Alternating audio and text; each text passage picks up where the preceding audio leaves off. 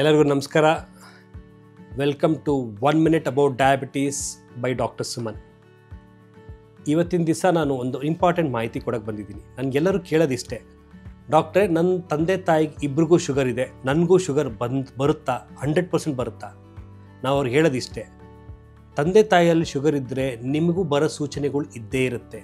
ಆದರೆ ನೀವು ಕೆಲವೊಂದು ತಪ್ಪನ್ನು ಮಾಡಬೇಡಿ. ಅಂದರೆ ಎಕ್ಸಸೈಸ್ ರೆಗ್ಯುಲರಾಗಿ ಮಾಡಿ. ತುಂಬ ಹೈಟು ವೆಯ್ಟು ಜಾಸ್ತಿ ಇದ್ದವರಲ್ಲಿ ಕಾಮನಾಗಿ ಬರುತ್ತೆ, ವೆಯ್ಟ್ ಇರೋರಲ್ಲಿ. ಅದನ್ನು ಆದಷ್ಟು ವೆಯ್ಟ್ ಜಾಸ್ತಿ ಇದ್ದರೆ ಕಮ್ಮಿ ಮಾಡೋಕ್ಕೆ ಟ್ರೈ ಮಾಡಿ. ಬಟ್ ಎಲ್ಲರಿಗೂ ಡಯಾಬಿಟಿಸ್ ಬರುತ್ತೆ ಅಂತ ಹೇಳೋಕ್ಕಾಗಲ್ಲ.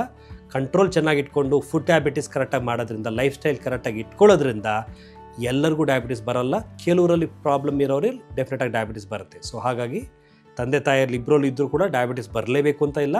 ತಪ್ಪು ಮಾಡೋರಲ್ಲಿ ಮಾತ್ರ ಬಂದೇ ಬರುತ್ತೆ. ಮಿಸ್ ಮಾಡ್ದಂಗೆ ನೀವು ತಿಳ್ಕೊಳ್ಳಿ.